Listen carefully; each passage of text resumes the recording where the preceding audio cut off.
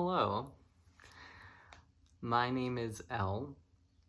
I am a detransitioner, and I haven't introduced myself that way in a long time, actually, honestly, in my day-to-day life. And I haven't really thought of myself that way for a while. And that is something that I wasn't sure was ever going to be my reality. So I'm here today to talk about how I've been able to move on with my life. I started the process of detransitioning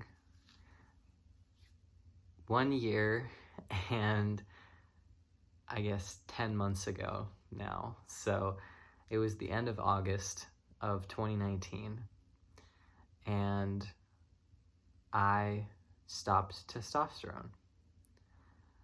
I've gone through most of that on my channel.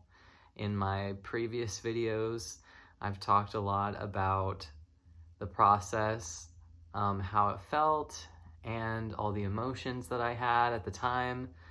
I've gone into really great detail, I think.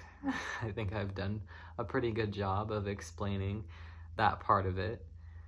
But I've neglected to talk about how my life has been moving forward.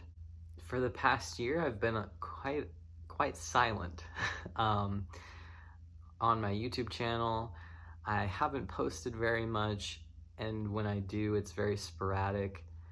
But the reason for that is because I haven't had much to say about myself anymore. And since that's what I based my channel around, I figured it was time to move on from that part of my life. Not necessarily from YouTube. Maybe I'll think of something else that I want to talk about eventually. Maybe I'll start talking about other things other than myself, but maybe in the broader community of detransitioners. But in general, I haven't had the urge to sit down and make a video like this in a long time, because I kind of consider myself done with detransitioning, and I didn't really know what to say, but now I think I do. I was on Twitter today, and I saw a fellow detransitioner who seems to be pretty new to the detransition process still. She posted a tweet about her voice, and how she has a voice as deep as Corpse Husband. And if you don't know who that is, look up E-Girls Are Ruining My Life, because that's a great song, but that'll give you an example of how he sounds. And I really strongly related to this tweet, and I really wanted to talk about it. When I started my detransition, and even until less than a year ago, I was still extremely self-conscious of my voice, and it was pretty much all I thought about, and it was my biggest insecurity. And I honestly couldn't go a day without thinking about it. Like, I'd wake up in the morning and go, I'm never gonna get over this. How could I, when this is permanent and I have to take drastic measures to fix this? I woke up every morning thinking that I had to do something about my voice because I would never be happy otherwise. It was honestly a process of grief. I had to go through grieving my female voice that I would never get back again. And I had to come to terms with the fact that I had a voice that I would either have to accept after a long and arduous process of learning how to be okay with it, or I would have to change my life drastically by consciously reframing the way that my vocal cords interact with each other when I open my mouth and try and use my throat muscles to say a sentence. I don't really know how it works. But I didn't want to go through that. I'm obviously, based on the way I'm saying it, you can probably tell.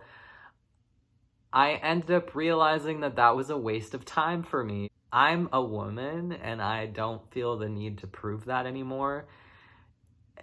Everyone that I talk to on a daily basis sees that now. It just took a lot of time. And I honestly feel really lucky. I am kind of in the minority of detransitioners who've been able to just live my life again. I stopped testosterone and I got to slowly forget about the fact that I ever took it.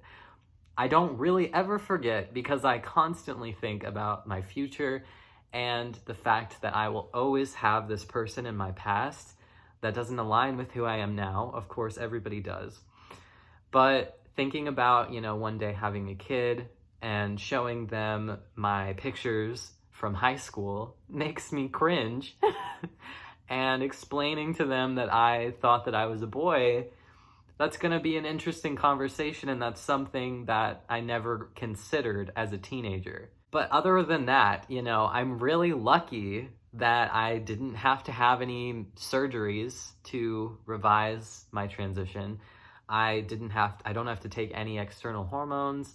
I literally just got to go back to living a normal life as a female, and I have an interesting past, but I don't have any major impacts on my life, and I'm so grateful for that. I thought for a while that just going on testosterone ruined my life. I thought that having the voice that I have would lead to despair, would lead to loneliness, would lead to being ostracized and isolated and never being accepted as a woman. But none of that is true. And honestly, I do believe that no matter how far along you went into transition, you will find the people that make you feel normal. It's really, really hard. My boyfriend helped me with this a lot. I went on a date at the beginning of August 2020, about a year after I'd detransitioned. And before the date, I was almost having a panic attack, thinking that when he heard me speak, he would turn away, or that if he saw me, he might think that I looked too masculine. He might see my body hair and wonder, why I don't shave, or whatever it was that was making me insecure. And he treated me like a normal person. He didn't say anything about my voice. He didn't say anything about my appearance.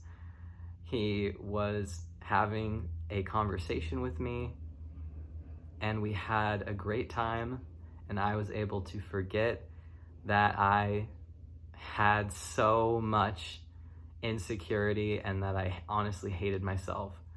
And all of the anxiety and all of the mental health problems that I had gone through during my detransition, he helped me to start to get over them.